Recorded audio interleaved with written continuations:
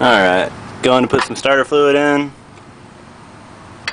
and see if that helps out just a little bit. Hopefully that'll do the trick.